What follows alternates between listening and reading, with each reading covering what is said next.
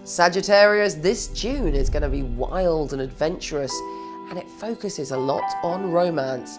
Here are some of your highlights. A full moon in your sign brings a psychic revelation. New start in relationships. It's all about the relationships this month, including your relationship to yourself.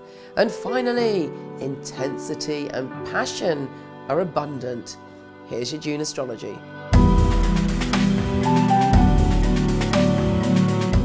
Sagittarius, it all kicks off at the beginning of the month on the 2nd, when we have a full moon in your sign.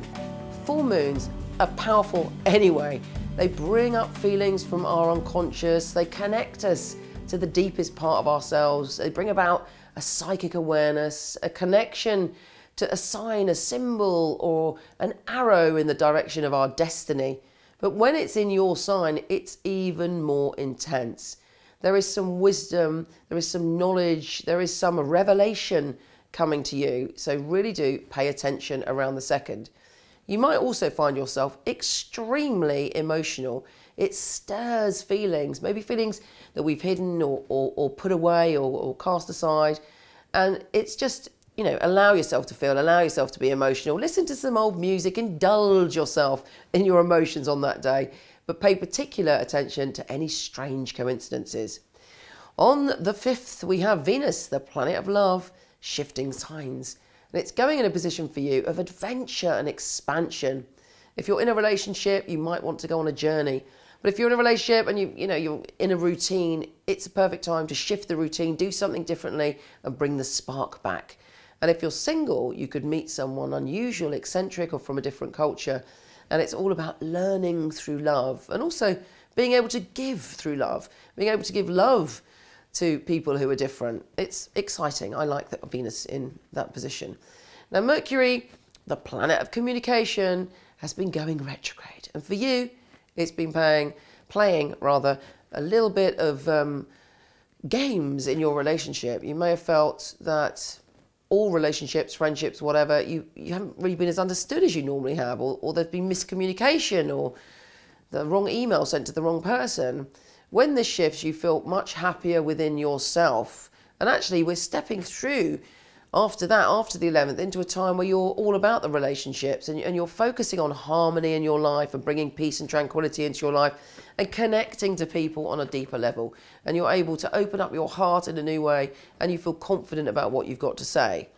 Neptune's going retrograde, bringing up some practicalities when it comes to your home and family, and also maybe some karmic wounds or karmic connections and an understanding of why your family is your family and how the past affected you and molded you into the person that you are today. It's quite a deep and profound lesson, and one that hopefully will enlighten you and enable you to move forward with less of a burden or less of a kind of block connected to being able to achieve your dreams, actually.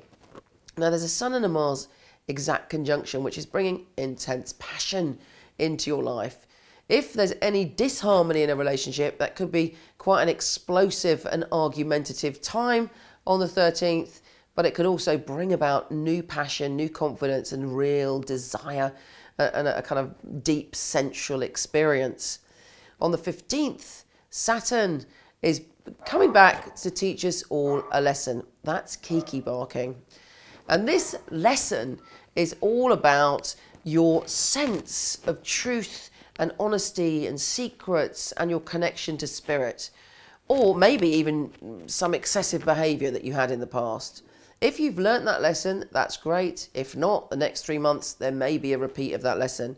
But Saturn pays his dues, and if you have done good work, there should be a wonderful and surprising reward.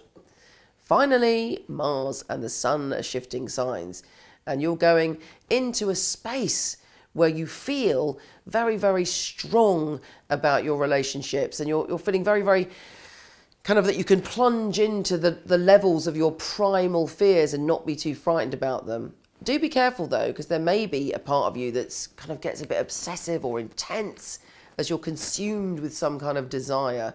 And it's asking you to examine your relationship to power and powerlessness.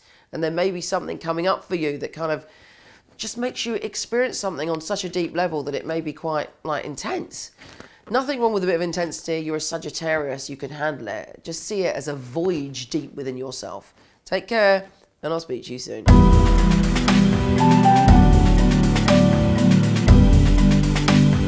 I hope you enjoyed this, and if you did, it would be great if you could subscribe to my channel or share. And also, if you want more written and in-depth free astrology and films, go to my website, horoscope.co.uk.